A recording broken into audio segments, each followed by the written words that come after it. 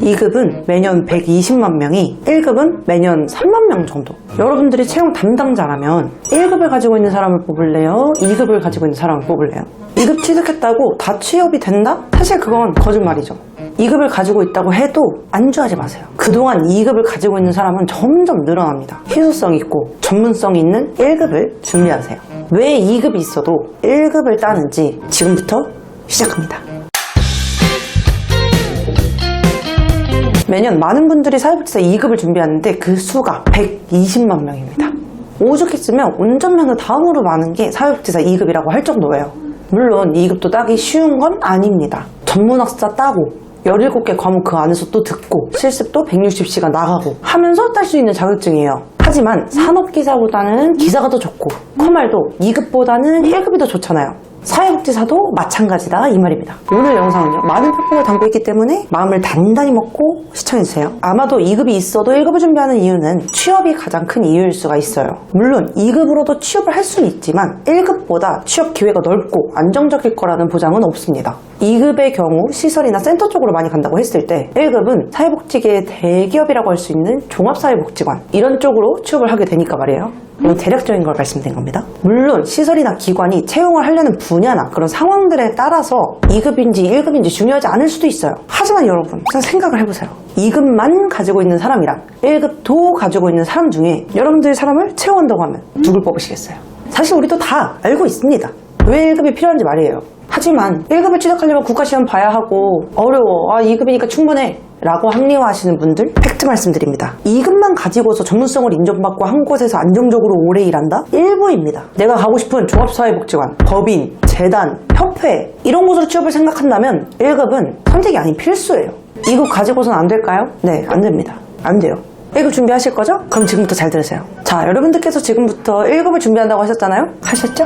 그럼 지금부터 가장 먼저 뭘 준비해야 하냐? 시험 공부? 아닙니다. 시험을 볼 수 있는 자격 조건을 먼저 갖춰야 돼요. 1급은 국가시험에 응시를 해서 일정 조건에 맞는 합격 기준을 받아야 합격 기준을 넘겨야 취득을 할 수 있는데 그럼 이 시험을 보기 위해서는 응시 조건을 우리가 갖춰야 될 거 아니에요. 그 응시 조건이 뭐냐? 첫 번째, 4년제 학력 플러스 2급 과목을 이수한 사람.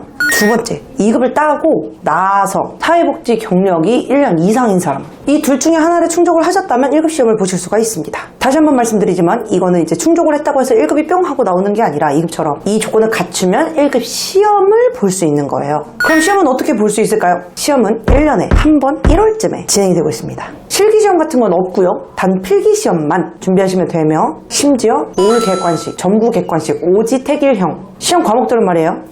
딱 보시는 것과 같습니다. 저희 2급 취득할 때 들었던 과목들이죠. 여기서 평균 60점을 넘되 과목당 40점 미만으로는 절대 안 되도록 해야 합격이랍니다. 여기서 시험의 합격률은 매년 30%에서 40%를 왔다 갔다 하고 있어요. 이번 24년도 1월에 시행된 최근 시험에서는 29.67%, 제1회 시험부터 지금까지 평균적으로 봤을 때는 36.73%. 어느 정도 감이 잡히시죠? 자, 그럼 우리가 이제 시험을 어떻게 봐야 되는지 어느 정도 감을 잡았잖아요. 근데 내가 지금 당장 시험 볼 수 있는 자격이 안 돼. 포기?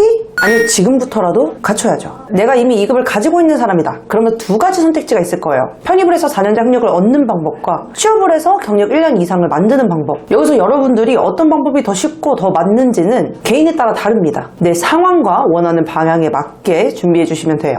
하지만 그래도 저는 아무래도 4년 장력을 갖추는 것을 추천드립니다. 저도 사회복지과를 나왔지만 후배, 선배, 동기들 모두 졸업하고 나서 아니면 취업하고 나서 학력 개선 관련해서 고민이 굉장히 많더라고요. 1급 시험 때문만일 수도 있지만 전문대졸과 4년제졸의 전문성의 차이는 있을 수밖에 없어요. 그래서 4년제로 학력 개선을 하시면서 1급을 준비하시는 것을 추천드리고 있어요. 대부분 2급 가지고 있는 사람들이 거의 다 전문대졸이니까 그러면 편입 준비부터 하라는 거 아니야? 네, 맞아요. 여러분 직장 다니시면서 오프라인 대학교 다니실 수 있으신가요? 야간대라도? 그러면 권장 드립니다. 안 돼, 나는 지금 절대 안 돼. 그냥 사이버대학교로 가야겠다. 졸업까지 2년입니다. 다니실 수 있으신가요? 그러면 권장 드립니다. 너무 오래 걸리는데 조금 더 빠르게 안 되나? 학자문행제? 권장 드립니다. 정답이란 건 없어요. 여러분들의 상황과 목적에 맞게 선택해서 진행해 주시면 됩니다. 여기서 제가 자세히 드릴 수 있는 부분, 학자문행제. 이쪽으로 준비하시려는 분들이 알아야 되는 정보에 대해서 조금 더 자세히 설명을 해볼게요.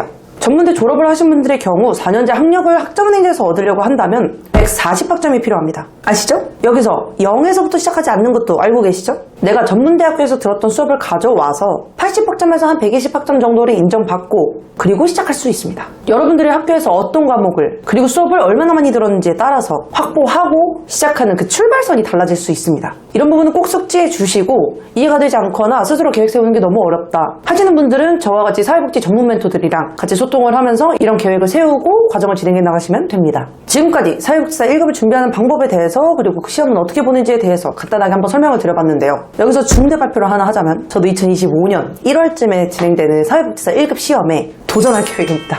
약 1년 뒤에 저도 좋은 소식과 함께 여러 가지 정보를 알려드릴 수 있도록 한번 노력을 해보겠습니다. 물론 이 30%대라는 이 합격률이 겁이 날 수도 있고 조금 막연할 수도 있어요. 하지만 저는 한번 해보려고 합니다.